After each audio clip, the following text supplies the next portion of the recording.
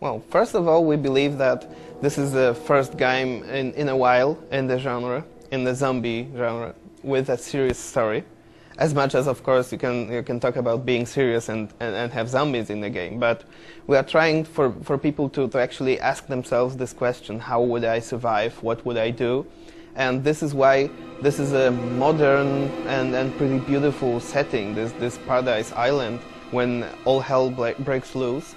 And this is just the first point, because we are using it as a background for showing the human tragedy of different survivors dealing with it. We will be doing quests, we will be uncovering how it goes. And this is the story part, and of course we have the mechanics. We are focusing on close combat, we are fighting up close and personal from the first person perspective. So, you know, it gets more visceral, more about survival. We're at the beginning just regular people trying to not get killed.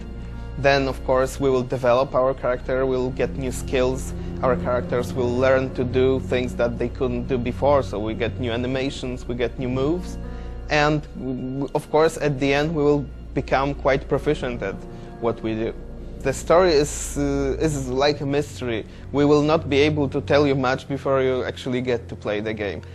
In this demo we have B, one of our characters. He's like an ex-rap star who had this one good song and now tries to make a living performing it over and over. He came to the island, he really expected to do his job and party some more and just go back, and suddenly he's in the middle of a zombie apocalypse.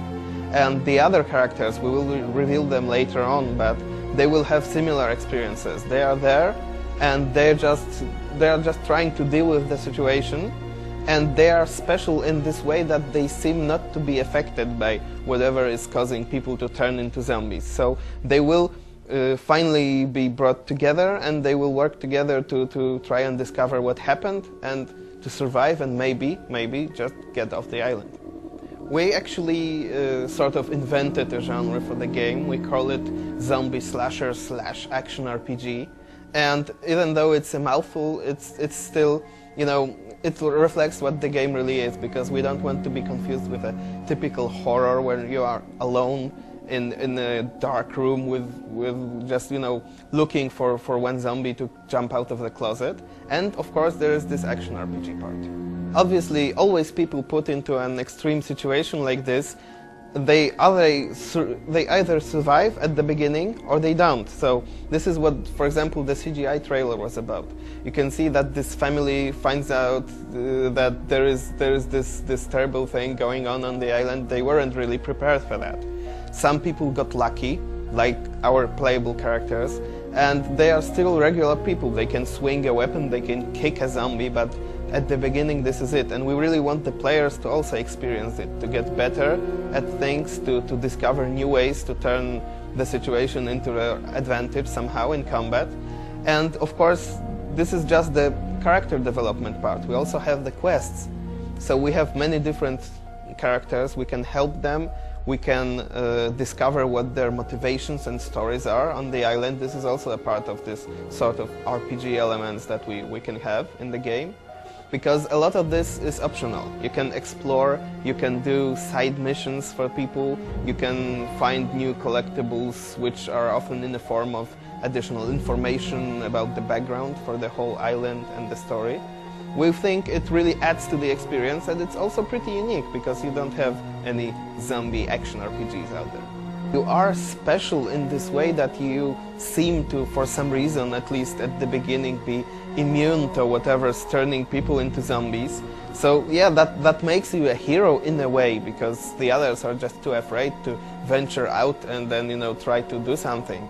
But it's entirely up to the players how much good they want to make. If they really want to help everyone, there will also be, of course, bad people that will try to gain something from the situation, and we can, of course, help them. So that doesn't really make us real heroes, right?